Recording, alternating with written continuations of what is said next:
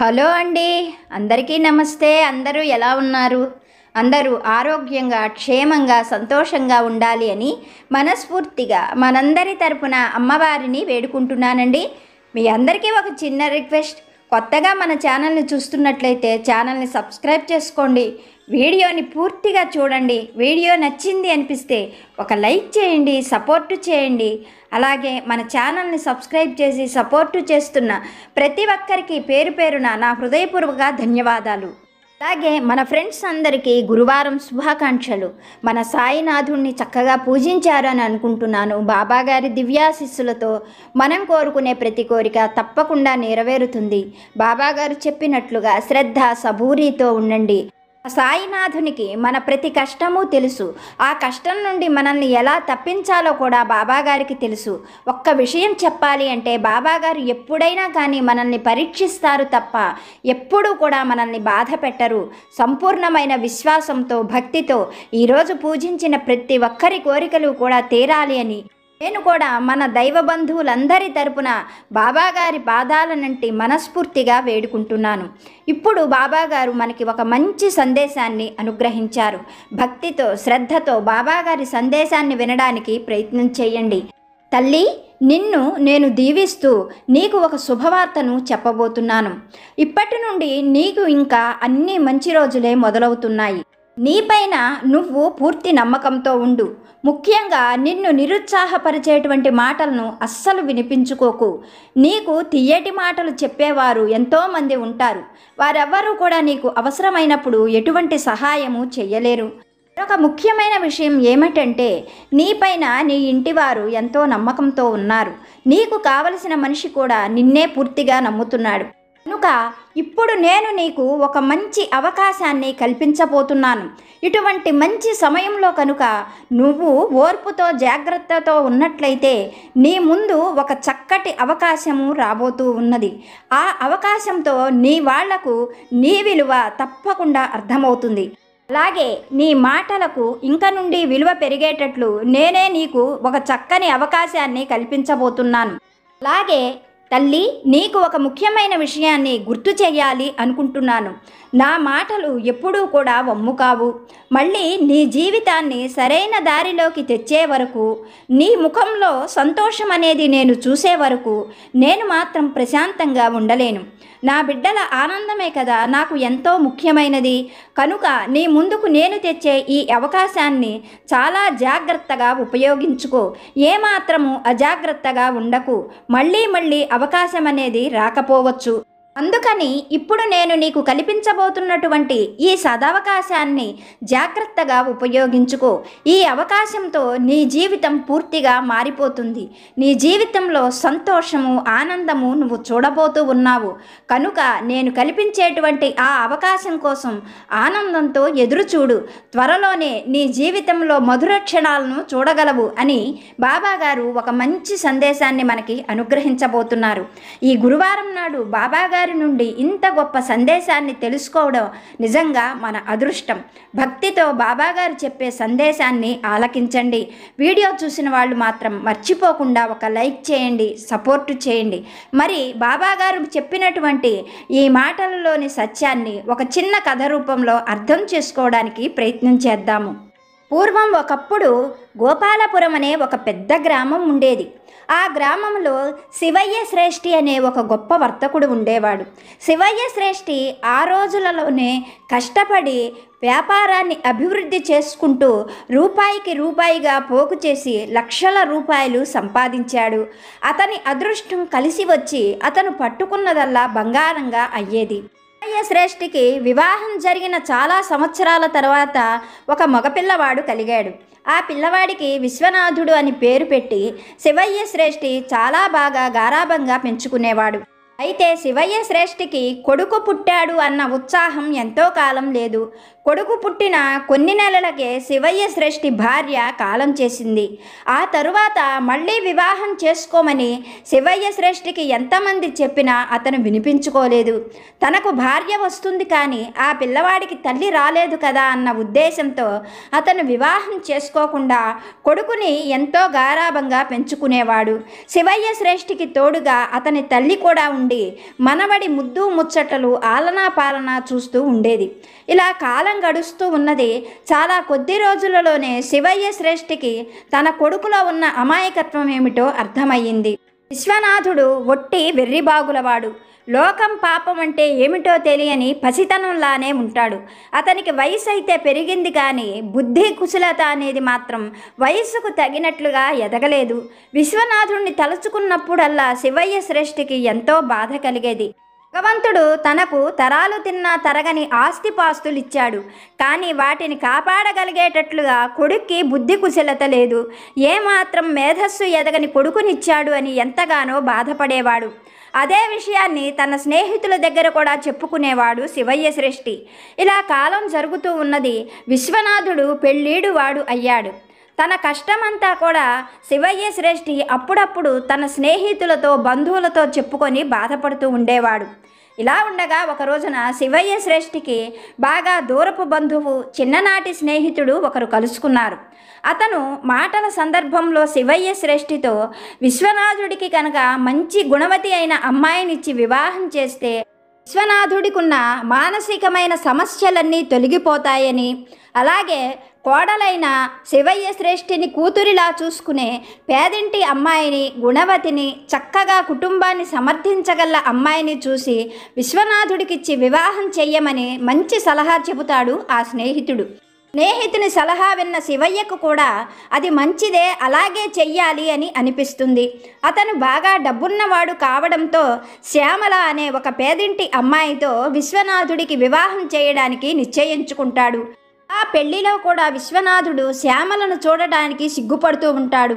పెళ్లి జరుగుతున్నంతసేపు శ్యామల బంధువులు శ్యామలతో, నువ్వు అనవసరంగా తొందరపడి ఈ సంబంధానికి అంగీకరించినట్లుగా ఉన్నావు. ఈ పెళ్లి కొడుకు ఎందుకు పనికిరాని వాడిలాగా ఉన్నాడు. ఇతడిని చేసుకొని నువ్వేం సుఖంగా ఉండగలవు అంటూ శ్యామల తరపు బంధువులు శ్యామలతో చెబుతారు. ఆ మాటలకు శ్యామల వారితో, మీరెవరూ దిగులు పడవలసిన అవసరం లేదు. నా భర్తకు లోకం పాపం తెలియదు. ఒట్టి అమాయకుడే కానీ నేర్పిస్తే అన్ని విషయాలు కూడా తెలుసుకుంటాడు. కాబట్టి నా వివాహ జీవితం గురించి మీరెవ్వరూ దిగులు పడవలసిన అవసరం లేదు. నా భర్తను నేను మార్చుకోగలను అంటూ వారికి సమాధానం చెప్పింది శ్యామల. అలా వారి వివాహము జరిగిపోయింది. కొన్ని రోజుల తర్వాత శివయ్య కోడలను పిలిచి కోడలితోటి ఈ విధంగా చెప్పాడు. తల్లి, నాకు కూతురివైనా కోడలివైనా నువ్వే. నా కొడుకు తీరు తెన్ను అన్నీ కూడా నువ్వు గమనిస్తున్నావు. వాడు ఒట్టి వెర్రిబాగులవాడు. తెల్లనివి పాలు, నల్లనివి నీళ్లు అని అనుకుంటున్నాడు. అయితే నువ్వు ఎంతో సమర్థవంతురాలివి, తెలివైన దానివని నేను పూర్తిగా విశ్వసిస్తున్నాను. నా కొడుకును తీసుకొని కొంతకాలం పాటు నువ్వు తీర్థయాత్రలకు వెళ్ళు. అలా బయట ప్రపంచాన్ని చూస్తే అయినా వాడిలో బుద్ధిమాన్యం పోయి వాడికి కూడా తెలివితేటలు అబ్బుతాయేమో నేను ప్రయత్నం చేస్తున్నాను. అలాగే నీ సమర్థత పైన కూడా నాకు పూర్తిగా నమ్మకం ఉన్నది. కనుక మీకు మరొక మనిషి సహాయం అవసరం లేదని నేను అనుకుంటున్నాను. అందుకనే మీ ఇద్దరికీ తోడుగా మరి ఏ మనిషిని కూడా నేను పంపించడం లేదు. మీరిద్దరూ సంతోషంగా ఉండండి. అందుకని మీరిద్దరే తీర్థయాత్రలకు వెళ్ళడానికి మీకు కావలసిన దానికి రెట్టింపు ధనాన్ని తీసుకొని వెళ్ళండి. ఆ తీర్థయాత్రలలో ఏ దేవుడో దేవతో అనుగ్రహిస్తే నా కొడుకులో ఉన్న అమాయకత్వం పూర్తిగా తొలగిపోతుంది. వాడు మామూలు మనిషి అయితే చాలు. ఈ ఆస్తిని సంరక్షించగలిగే బుద్ధిబలం వాడికి వస్తుందని నేను నమ్మకంతో ఉన్నాను. నీపైన నాకు పూర్తి నమ్మకము, విశ్వాసము ఉన్నాయి.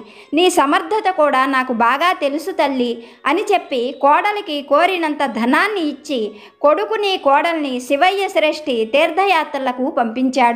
శ్యామలతో తీర్థయాత్రలకు వెళుతున్నప్పుడు కూడా విశ్వనాథుడు ఎవరో బయట వ్యక్తితో వెళుతున్నట్లుగా నడుస్తున్నాడే కానీ తన భార్యతో వెళుతున్న సంతోషం విశ్వనాథుడిలో కనిపించలేదు. తండ్రి చెప్పాడు కనుక కాదనకుండా భార్య వెంట నడుస్తున్నాడు విశ్వనాథుడు. అయితే బయట ప్రపంచానికి వచ్చినప్పుడు అక్కడున్న వింతలు, విశేషాలు దగ్గరుండి శ్యామల అతనికి చూపించడం, చెప్పడం, చేయడం వల్ల శ్యామల అంటే తెలియకుండానే విశ్వనాథుడికి ప్రేమ ఏర్పడింది. ఆ బయట ప్రాంతంలో ఎవరూ తెలియదు. తనకు ఏ అవసరం వచ్చినా భార్యగా ఉన్న శ్యామలనే అడగవలసి వచ్చేది. అందువల్ల వాళ్ళిద్దరి మధ్య ప్రేమ, అభిమానము, అనుబంధము ఏర్పడ్డాయి. బయట బయట ప్రాంతాలలో తనకు తెలిసిన వాళ్ళు ఎవరూ లేరు. అసలు ఆ ఊళ్ళు ఏవి కూడా తనకి తెలియవు. అందువల్ల శ్యామల ఏం చెబితే అదే చేసేవాడు విశ్వనాథుడు. అలా వారిద్దరి మధ్య మంచి అనుబంధం ఏర్పడింది. భార్యాభర్త ఇద్దరూ కూడా తమకు తెలిసినటువంటి తీర్థక్షేత్రాలన్నీ దర్శిస్తూ అక్కడ ఉన్నటువంటి పుణ్యనదులలో స్నానాలు చేస్తూ దైవ దర్శనం చేసుకుంటూ అక్కడ ఉన్న విశేషాలు తెలుసుకుంటూ ఉండేవారు. అమ్మగారైన శివయ్య శ్రేష్ఠి కోరినంత ధనం ఇవ్వడంతో వాళ్ళకి ఎటువంటి లోటు లేదు. చాలా సంతోషంగా సుఖంగా వాళ్ళ ప్రయాణం కొనసాగిస్తున్నారు. ఇలా ఉండగా ఒక తీర్థక్షేత్రంలో గొప్ప తిరునాళ జరుగుతూ ఉంది. ఆ తిరునాళ్ళను చూడగానే విశ్వనాథుడికి చాలా ఆనందం అనిపించింది. ఒకరోజు ఆ తిరునాళ్ళంతా కూడా విశ్వనాథుడు శ్యామల తిరుగుతూ ఉండగా ఆ తిరునాళ్ళలో ఉన్న ఒక పండ్ల దుకాణం విశ్వనాథుడిని బాగా ఆకర్షించింది. ఎందుకనగా ఆ పండ్ల దుకాణంలో చాలా పెద్ద పెద్ద ద్రాక్ష పళ్ళు, పెద్ద పెద్ద అరటికాయలు కనిపించాయి. అవి చూడగానే విశ్వనాథుడికి తన నాయనమ్మ గుర్తుకు వచ్చింది. ఆమెకు ద్రాక్ష పళ్ళంటే చాలా ఇష్టము. అందువల్ల విశ్వనాథుడు వెంటనే తన భార్య శ్యామలతో ఈ ద్రాక్ష పళ్ళు, ఈ అరటి పళ్ళు చాలా పెద్ద పెద్దవిగా ఉన్నాయి. ఇటువంటివి నేను ఎప్పుడూ కూడా చూడలేదు. మా నాయనమ్మకు ద్రాక్ష పళ్ళు అంటే చాలా ఇష్టం. మా తాతయ్య మా నాయనమ్మకు ఈ పళ్ళు ఇష్టమని చెప్పి ఆమెడు దూరం వెళ్ళి తీసుకొచ్చి మరీ ఇచ్చేవాడు. కనుక మనం కూడా ఈ అరటి పళ్ళు, ఈ ద్రాక్ష పళ్ళు తీసుకొని వెళ్ళినట్లయితే మా నాయనమ్మ ఎంతో సంతోషిస్తుంది అని చాలా సంతోషంగా శ్యామలతో చెప్పాడు. విశ్వనాథుడి మాటలు విన్న శ్యామల కూడా ఎంతో సంతోషంతో అలా అయితే మనం తిరుగు ప్రయాణంలో ఒక బుట్ట నిండా ఈ పళ్ళు తీసుకొని వెళదాము అని చెప్పింది. శ్యామల మాటలకు విశ్వనాథుడు కూడా వెంటనే అప్పటిదాకా ఆగడం ఎందుకు, ఇక్కడే ఈ తిరణాలలో ఎవరైనా మన ఊరి వాళ్ళు కనిపిస్తారేమో చూస్తాను. ఎవరైనా మన ఊరి వాళ్ళు కనిపిస్తే వాళ్లతో ఈ పళ్ళను ఒక బుట్ట నిండా కొని మన ఊరికి మా ఇంటికి పంపిస్తాను. ఈ పండ్లు తిని మా నాయనమ్మ చాలా సంతోషిస్తుంది అని చెప్పాడు విశ్వనాథుడు. అప్పటికి విశ్వనాథుడి మాటలు కాదనలేని శ్యామల సరేలే అన్నట్లుగా తల ఊపింది. ఇద్దరూ కూడా ఆ తిరణాలంతా తిరుగుతూ ఉన్నారు. కొంతసేపటికి శ్యామలకు బాగా చెమటలు పట్టడంతో స్నానం చేయాలి అన్న ఉద్దేశంతో విశ్వనాథుడిని అక్కడికి దూరంగా ఉన్న ఒక చెట్టు దగ్గర కూర్చోమని, తను వచ్చే వరకు ఎక్కడికి వెళ్ళొద్దు అని జాగ్రత్తలు చెప్పి తాను స్నానం చేయడానికి ఆ పక్కనే ఉన్న కొలనుకి వెళ్ళింది శ్యామల. ఇంతలో విశ్వనాథుడు తమ ఊరి వాళ్ళు ఎవరైనా కనిపిస్తారేమో అన్న ఆశతో అటువైపు వచ్చిపోయే జనాల్ని పరిశీలనగా చూడసాగాడు. ఇంతలో విశ్వనాథుడి వైపుగా ఒక ఇద్దరు మనుషులు వెళ్ళడం గమనించాడు విశ్వనాథుడు. అప్పుడు విశ్వనాథుడు ఆ ఇద్దరిని దగ్గరకు పిలిచి, మీ ఇద్దరిది గోపాలపురం కదూ అని వారిని అడిగాడు. వారు విశ్వనాథుడి అమాయకత్వాన్ని మొదటి చూపులోనే గ్రహించి, అవును మాది గోపాలపురమే అని చెప్పారు. ఆ మాటలకు విశ్వనాథుడు, అయితే నన్ను గుర్తుపట్టలేదా? నేను శివయ్య శ్రేష్ఠి గారి వాళ్ళ అబ్బాయిని. నా పేరు విశ్వనాథుడు. నేను నా భార్య తిరణాలకు వచ్చాం. ఈ తిరణాలలో పెద్ద పెద్ద ద్రాక్ష పళ్ళు, అరటి పళ్ళు అమ్ముతున్నారు. ఆ అరటి పళ్ళు, ద్రాక్ష పళ్ళు అంటే మా నాయనమ్మకు చాలా ఇష్టం. ఇక్కడ మాకు తెలిసిన వాళ్ళు ఎవ్వరూ కనిపించలేదు. సమయానికి దేవుడిలా మీరిద్దరూ కనిపిస్తున్నారు. మీ ఇద్దరికి నేను ఒక బుట్ట నిండా ద్రాక్ష పళ్ళు, అరటి పళ్ళు కొనిస్తాను. మన ఊరికి వెళుతున్నట్లయితే గనక వాటిని తీసుకొని వెళ్ళి మా ఇంట్లో ఇవ్వగలరా అంటూ అమాయకంగా ప్రశ్నించాడు విశ్వనాథుడు. ఆ ఇద్దరు ఒకరి ముఖాలు ఒకరు చూసుకొని చాలా సంతోషంగా, దాందేముంది, ఒక ఊరి వాళ్ళం, సాయం చేసుకోకుండా ఎలా ఉంటాం, తొందరగా వెళ్ళి ఆ పళ్ళ బుట్ట తీసుకొని రా అని చెప్పారు. ఆ వెనువెంటనే విశ్వనాథుడు పండ్ల దుకాణానికి వెళ్ళి మంచి అరటి పళ్ళు, ద్రాక్ష పళ్ళతో ఉన్న ఒక పెద్ద పండ్ల బుట్టను తీసుకొని వచ్చి ఆ ఇద్దరికి ఇస్తూ, ఈ పళ్ళు మా నాయనమ్మకు చాలా ఇష్టం. వీటిని మా నాయనమ్మకిచ్చి అడిగానని చెప్పండి. మీ మేలు ఎప్పటికీ మర్చిపోలేను అంటూ మరీ వారికి చెప్పి ఆ పండ్ల బుట్టతో వాళ్ళని పంపించాడు. ఆ తరువాత కొద్దిసేపటికి స్నానం చేసి వచ్చినటువంటి శ్యామలతో జరిగిన విషయమంతా చెప్పాడు విశ్వనాథుడు. అలా శ్యామల భర్త ద్వారా విషయమంతా తెలుసుకొని విశ్వనాథుడు పూర్తిగా మోసపోయాడు అని గ్రహించింది. అందుకు గాను శ్యామల విశ్వనాథుడితో ఇంక నుండి కొత్త ప్రాంతంలో కొత్త వ్యక్తులను, తెలియని ముఖాలను అసలు నమ్మవద్దని, ఏ విషయమైనా తనతో చెప్పి చెయ్యమని భర్తతో గట్టిగా చెప్పింది. హెచ్చరికగా చెప్పిన ఆ మాటలకు విశ్వనాథుడు ఎంతో నొచ్చుకున్నాడు. తను చేసిన పనికి భార్య ఎంతగానో మెచ్చుకుంటుంది అనుకున్నాడు కానీ భార్య ఇలా బాధపడుతుంది అని మాత్రం అతను ఊహించలేదు. అప్పటికి ఆ విషయాన్ని ఆ భార్యాభర్త ఇద్దరూ కూడా వదిలేశారు. విశ్వనాథుడి దగ్గర నుండి పండ్ల పుట్ట తీసుకొని వెళ్ళిన దొంగలిద్దరూ కూడా సంతోషంగా ఆ పండ్లన్నీ తిన్న తర్వాత విశ్వనాథుడు బాగా ధనవంతుడు కనుక అతని దగ్గర నుండి వీలైనంతగా ధనాన్ని దోచుకోవాలి అని ఆలోచన చేశారు. ఇలా ఆలోచించిన ఆ దొంగలిద్దరూ విశ్వనాథుడు శ్యామల దంపతులనే అనుసరిస్తూ వారు బాగా ధనవంతులు అని గ్రహించి ఎలాగైనా సరే వారి దగ్గర నుండి మిగిలిన ధనాన్ని కూడా దోచుకోవాలి అని నిర్ణయించుకొని వారినే గమనిస్తూ వారిని అనుసరించసాగారు. ఆ తరువాత విశ్వనాథుడు శ్యామల ఇద్దరూ కూడా మరో తీర్థక్షేత్రానికి వెళ్ళారు. అక్కడ ఒక చక్కని వసతి గృహాన్ని అద్దెకి తీసుకున్నారు. వారిద్దరూ కూడా ఒక ధర్మసత్రంలో ఆ రోజు రాత్రి బస చేశారు. తెల్లవారిన తరువాత శ్యామల భర్తతో చెప్పి ఆ తీర్థక్షేత్రంలోని దేవాలయానికి దర్శనానికి వెళ్ళింది. శ్యామల అటు వెళ్ళిన తరువాత తనకు ఏమీ తోచడం లేదు కదా అన్న ఉద్దేశంతో విశ్వనాథుడు సత్రం బయటకు వచ్చాడు. అతను బయటికి రావడం గమనించి ఆ సమయం కోసమే ఎదురు చూస్తున్న ఆ దొంగలిద్దరూ కూడా విశ్వనాథుడి కంటపడ్డారు. వారిని చూడగానే విశ్వనాథుడు ఎంతో ప్రేమతో ఆదరంగా పలకరించాడు. అప్పుడు ఆ దొంగలిద్దరూ కూడా విశ్వనాథుడితో, నువ్వు మా చేత పంపించిన ద్రాక్ష పళ్ళు అరటిపళ్ళు తిని మీ నాయనమ్మ మీ తండ్రి గారు ఎంతగానో సంతోషించారు. నువ్వు చేసిన ఈ పనికి మీ నాన్న చాలా సంతోషించాడు. నీ తెలివితేటలను పదే పదే మెచ్చుకున్నాడు. అన్నట్లుగా నీతో ఒక మాట చెప్పమని మీ నాయనమ్మ మాతో చెప్పింది. మీ నాయనమ్మకు ఈ తీర్థక్షేత్రంలోని ఒక వెండి పళ్ళెము, ఒక బంగారు చెంబు నిండా తీర్థ జలము, ఆ వెండి పళ్ళెంలో స్వామివారి ప్రసాదము పెట్టి ఆ రెండిటిని ఎవరి చేతైనా సరే తొందరగా పంపించమని మాతో చెప్పింది. ఇంకా ఎవరైనా ఈ తీర్థక్షేత్రం నుండి మన ఊరు వెళుతున్నట్లయితే వాళ్ళ చేత వెండి పళ్ళెము బంగారు చెంబు పంపించకూడదా అని చెప్పారు ఆ దొంగలు. దొంగల మాటలకు విశ్వనాథుడు చాలా సంతోషించాడు. తన తెలివితేటలను తండ్రి నాయనమ్మ మెచ్చుకోవడం అతడికి ఆనందం అనిపించింది. వెంటనే ఒక్క క్షణంలో తేరుకున్న విశ్వనాథుడు వారితో, ఇక్కడ నాకు ఎవ్వరూ తెలిసిన వాళ్ళు లేరు. మీ అంత నమ్మకమైన వాళ్ళు మన ఊరి వాళ్ళు నాకెవరు తెలుసు, కనుక మీరు ఒక్క క్షణం ఇక్కడే ఉండండి అంటూ సత్రం లోపలికి వెళ్ళి అక్కడ దాచుకున్నటువంటి ధనాన్ని తీసుకొని దగ్గరలో ఉన్న ఒక బంగారు దుకాణానికి వెళ్ళాడు. ఆ దొంగలు చెప్పినట్లుగా ఆ దుకాణంలో ఒక పెద్దది బంగారు చెంబు వెండి పళ్ళెము కొన్నాడు. ఆ దేవస్థానంలోనే ఆ దేవుడి ప్రసాదాన్ని దేవుడి తీర్థజలాన్ని రెండిటినీ కూడా ఆ పళ్ళెంలో చెంబులో పెట్టి ఆ రెండిటిని దొంగ చేతికిస్తూ, అయ్యా మీ మేలు నేను ఎప్పటికీ మర్చిపోలేను, నేను మీకు ఎంతగానో రుణపడి ఉంటాను, అందుకని వీటిని వెంటనే తీసుకొని వెళ్ళి మా ఊళ్ళోని మా కుటుంబ సభ్యులకు ముఖ్యంగా మా నాయనమ్మకు అందజేయండి అంటూ ఆ వెండి పళ్ళాన్ని బంగారు చెంబుని వాళ్ళ చేతికి ఇచ్చాడు. వాటి కోసమే ఎదురు చూస్తున్న దొంగలిద్దరూ కూడా ఒక్క క్షణం కూడా అక్కడ ఉండడం మంచిది కాదని గ్రహించి అప్పటికప్పుడే విశ్వనాథుడికి మంచి మాటలు 4 మాట్లాడి అక్కడ నుండి వెళ్ళిపోయారు. వాళ్ళు అటు వెళ్ళగానే విశ్వనాథుడు మళ్ళీ తన సత్రం గదికి వచ్చాడు. అప్పటికే భర్త రాక కోసం ఎదురు చూస్తున్న శ్యామల భర్తతో ఎక్కడికి వెళ్ళారు అని ప్రశ్నించింది. ఆ మాటలకు విశ్వనాథుడు జరిగిన విషయమంతా చెప్పాడు.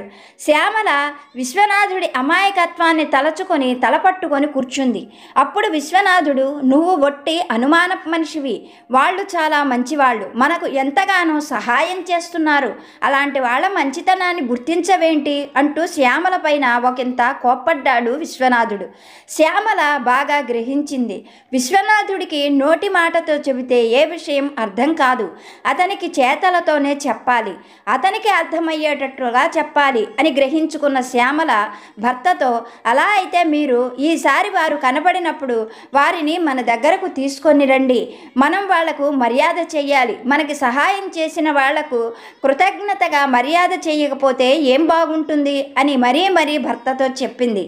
అనుకున్నట్లుగానే దొంగలిద్దరూ విశ్వనాథుడి దగ్గర నుండి బంగారు చెంబు వెండి పళ్ళెం తీసుకొని సంతృప్తి పడక ఆ దంపతులిద్దరూ కూడా ఎట్లాంటి గొడవ చేయకుండా ప్రశాంతంగా ఉండడంతో వాళ్ళిద్దరూ వెర్రిబాగుల వాళ్ళు అని గ్రహించారు. వాళ్ళ దగ్గర నుండి మరికొంత ధనాన్ని దోచుకోవాలి అని ఆలోచన చేశారు. ముఖ్యంగా శ్యామల ఒంటి నిండా బంగారం ఉండడం ఆ దొంగలు గ్రహించారు. ఆ మర్నాడు మళ్ళీ దొంగలిద్దరూ విశ్వనాథుడి దగ్గరకు రాగానే విశ్వనాథుడు తన భార్య చెప్పిన విషయమంతా కూడా చెప్పాడు. వెంటనే దొంగలిద్దరూ విశ్వనాథుడితో పాటు భార్య శ్యామల ఉంటున్నటువంటి గది దగ్గరకు వచ్చారు.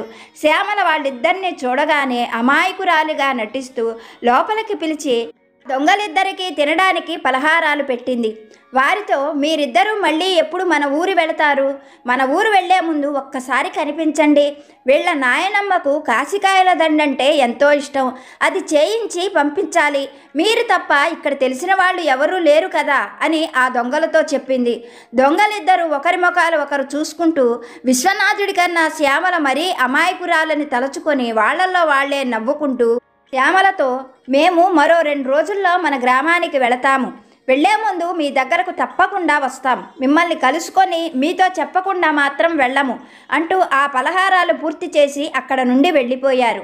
వాళ్ళు అలా వెళ్ళగానే శ్యామల ఆ సత్రంలో ఉన్నటువంటి మిగిలిన గదుల్లో వాళ్ళందరికీ విషయం చెప్పి తనకు సహకరించమని వారిని కోరుకుంది.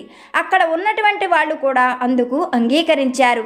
ఆ దొంగలు వచ్చే రోజు కొద్ది క్షణాల ముందుగానే శ్యామల తను అనుకున్నట్లుగా తమ మామగారి వయసున్న ఒక వ్యక్తిని, ఆయన తల్లి వయసున్న మరొక వ్యక్తిని తీసుకొని వచ్చి ఆ సత్రంలో కూర్చోబెట్టింది.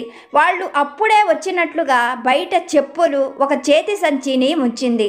ఈ విషయాలేమీ తెలియని దొంగలు మళ్ళీ బంగారంతో ఉడాయించవచ్చు అన్న ఆలోచనతో శ్యామల ఉంటున్నటువంటి ఆ సత్రం గదికి వచ్చారు. వాళ్ళు రాగానే శ్యామల లోపలికి ఆహ్వానించి, వీళ్ళెవరో గుర్తుపట్టారా? వీళ్ళే మా మామగారు శివయ్య శ్రేష్ఠి, వారి తల్లిగారు. మీరు చేసిన సహాయం తలుచుకొని మాతో పదే పదే చెబుతున్నారు. లోపలికి రండి అంటూ వాళ్ళని లోపలికి పిలిచింది. లోపలికి వచ్చిన దొంగలకు ఆ కొత్త మొహాలు ఎవరో అర్థం కాక తాము దొరికిపోయాము అని గ్రహించారు. శ్యామల తమను పట్టుకోవడానికి ఆలోచన చేసిందని అర్థమైన ఆ దొంగలిద్దరూ పారిపోవడం కోసం ద్వారం వైపు చూశారు. అయితే అప్పటికే సత్రం వాళ్ళు ఏర్పాటు చేసిన రాజభటులు వీళ్ళని పట్టుకెళ్ళడానికి సిద్ధంగా ఉన్నారు. విషయం గ్రహించిన దొంగలిద్దరూ శ్యామల కాళ్ళ మీద పడి తమను క్షమించమని, తాము దోచుకున్న సొమ్మంతా తిరిగి ఇచ్చేస్తామని ఎన్నో రకాలుగా బ్రతిమలాడసాగారు. భార్య చెప్పినట్లుగా ఇదంతా దూరం నుండి గమనిస్తున్న విశ్వనాథుడు వాళ్ళ మాటలకు చాలా కోపం వచ్చింది. వారిద్దరికీ దేహశుద్ధి చెయ్యగానే బయట నిలబడి ఉన్న రాజభటులు ఆ దొంగలిద్దరిని పట్టుకు వెళ్ళిపోయారు.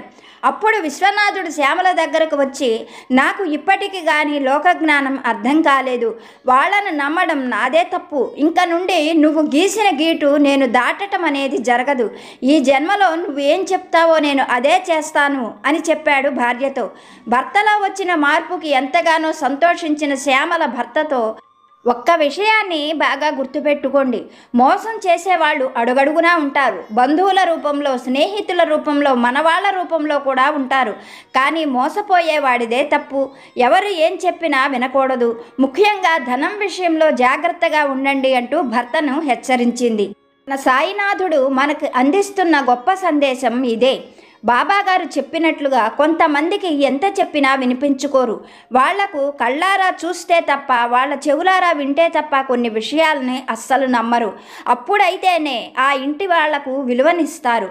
బాబాగారు మనకు ఆ విషయాన్నే గుర్తు చేస్తున్నారు. తల్లి, నీ ఇంటివారు నీకు విలువనిచ్చేటట్లుగా, నీ మాటకు గౌరవం పెరిగేటట్లుగా నేను నీకు మంచి అవకాశాన్ని తప్పకుండా ఇస్తాను. నువ్వు ఆ అవకాశాన్ని వినియోగించుకొని నీ జీవితాన్ని సంతోషంగా మార్చుకో అని బాబాగారు మంచి సందేశాన్ని అనుగ్రహించారు. ఓకే ఫ్రెండ్స్, ఇప్పటివరకు వీడియో చూసిన మీ అందరికీ పేరు పేరున నా హృదయపూర్వక ధన్యవాదాలు. వీడియో నచ్చితే ఒక లైక్ చేసి సపోర్టు చేయండి. మరొక మంచి వీడియోతో బాబాగారి ఆశీస్సులతో మళ్ళీ కలుసుకుందాం. సర్వేజన సుఖినో భవంతు.